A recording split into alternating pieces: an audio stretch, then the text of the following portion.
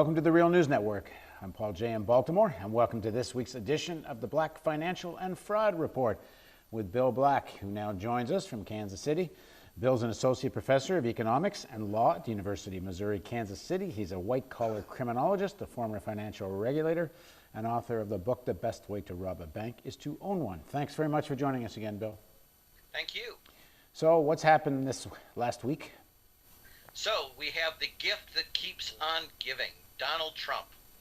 And Donald Trump went on his favorite place, Fox and Friends, and only about 5 seconds apart said that the negotiations on the fiscal cliff were the most irresponsible thing he had ever seen, and that the Republicans should exercise what he called the nuclear weapon option of threatening to cause a default on the U.S. national debt, because apparently that wouldn't be irresponsible. That would just be good negotiating, such.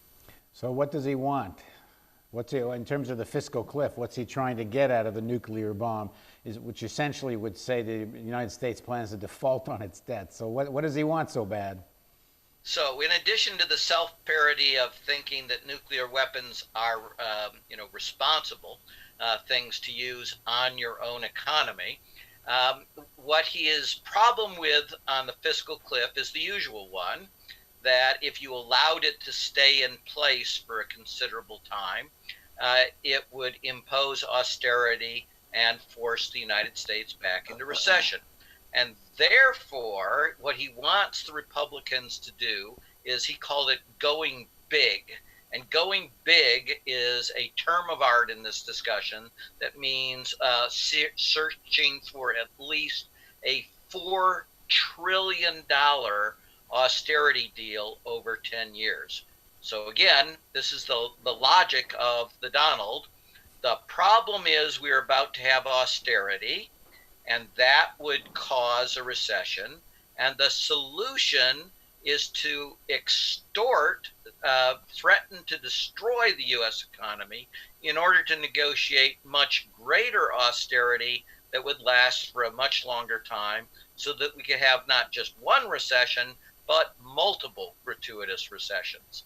And that is what passes for reasoning on the extreme right of one of our two major political parties. Now, the thing is, this isn't just the Donald. There seems to be quite a few members of the House that are on the same page as the Donald, that wouldn't, embarrass John Boehner when he brought his supposed compromise bill to the House and wouldn't pass their own speaker's bill.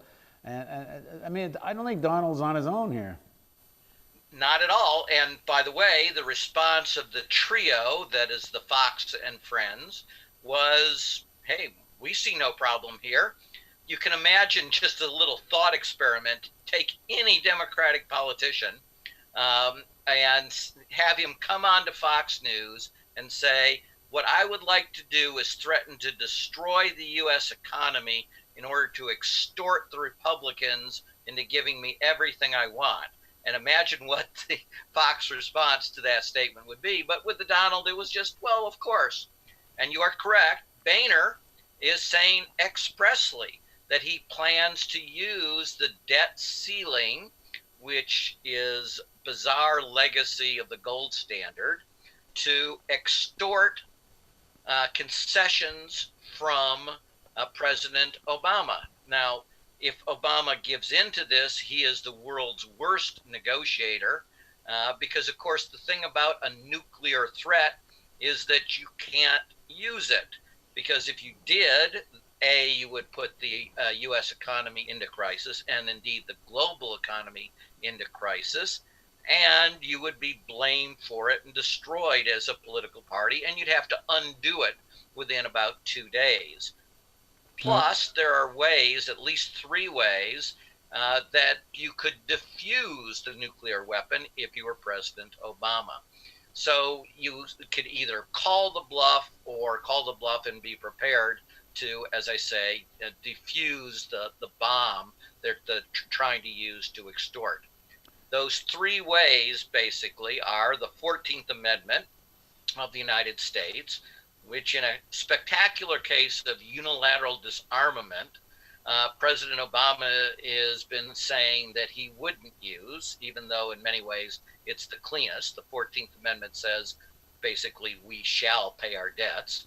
And of course, if the Republicans ever use the debt ceiling, they wouldn't eliminate any of our debts. We would still owe the debts. All they would do is cause us to default on our debts. And I've never understood in the US context how a Republican could make the idea that it is moral for us to refuse to pay our debts as a nation when we have the complete ability to do so. Anyway, there's the 14th Amendment. There's a weirder one, but actually would work, called coining of this platinum coin for trillions of dollars that would allow you to finesse it. And third, of course, is more fundamental, although it may strike a number of people as weird, and that is the United States does not have to borrow to create money. And in fact, we typically don't borrow to create money. We literally create it through keystrokes on a computer, and so does most everybody else in the world. And we've been doing this for many decades without producing inflation. So Obama would have to be a really terrible negotiator to give in. And of course, if he did give in to this kind of extortion, well, then Boehner could use it constantly. He could extend the debt ceiling only by a few tens of billions of dollars so that he could use the leverage every other month to extort more things. So one hopes that even the Obama administration will see through this and will not impose European-style austerity and push the United States back into recession or even a Great Depression. And of course, all of these entities are still trying to cut the safety net. And the question is whether progressives and indeed moderates, because overwhelmingly Americans oppose this, will rally together to prevent Boehner and Obama from beginning to unravel the safety net. So now, one of the things that one of the points you made in an earlier interview is this whole fiscal cliff thing was kind of created by Obama in the first place, and that this talk of the nuclear option, in some ways that helps him, because now the grand bargain, as you've coined the term grand betrayal, looks more and more reasonable if he makes these kinds of deals to cut entitlement programs, because, oh, we're facing not just the fiscal cliff, we're now facing the nuclear blast. Yes, it's quite true. Obama actually took the lead in creating the fiscal cliff. I'm not saying the Republicans have no responsibility. They agreed to it. But he pushed it. The Republicans, after the act, which was in August of 2011, creating the fiscal cliff, the Republicans tried to weaken it and modify it, and President Obama refused. And then after the failure of the so-called super committee in November of 2011, by the way, a very good failure, because if they had done what they wanted to do, it would have been a disaster that would have put us back into recession. But anyway, after that failure, the Republicans again tried to undo the fiscal cliff, and Obama actually issued a veto warning saying he'd veto the bill if they tried to get rid of the fiscal cliff. So you are quite right. President Obama wants the fiscal cliff. He's still not calling for simply eliminating it, which is the clean option. And the reason Obama wants the so-called fiscal cliff is he wants something to coerce progressives to vote in favor of cutting the safety net and in favor of cutting roughly $1 trillion in social spending over the next 10 years. And when I listen to the liberal media, I'm going quotation marks here for progressive or liberal media, and in this I'm talking some of the people that host MSNBC shows and some other places.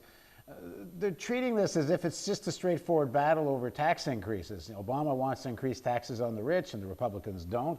And there's barely any talk about Obama's willingness to cut entitlement programs.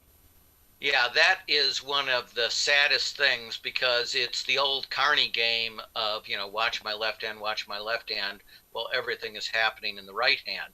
Taxes are, of course, important. And of course, there has been a massive increase in inequality under Bush and President Obama. But the key thing that everybody should be focusing on is A, stopping us from being forced back into recession. And if Obama had gotten his way and if Boehner had gotten their way, we would have been forced back into recession in 2011. And they still won't admit it. They still want to do the stupid deal.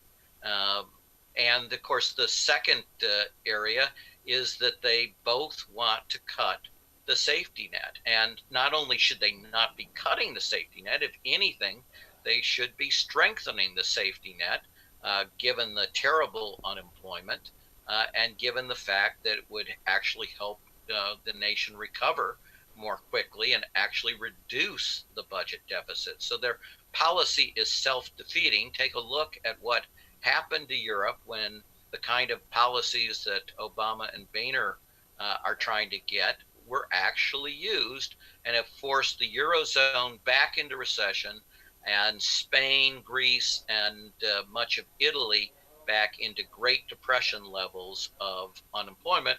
And of course, budget deficits remain very high in these countries. So it is an incredibly stupid policy. This is the economic version of medicine bleeding a patient and then finding out, of course, that it doesn't work and Right. therefore you bleed them more. Thanks for joining us, Bill. Thank you. And thank you for joining us on the Real News Network.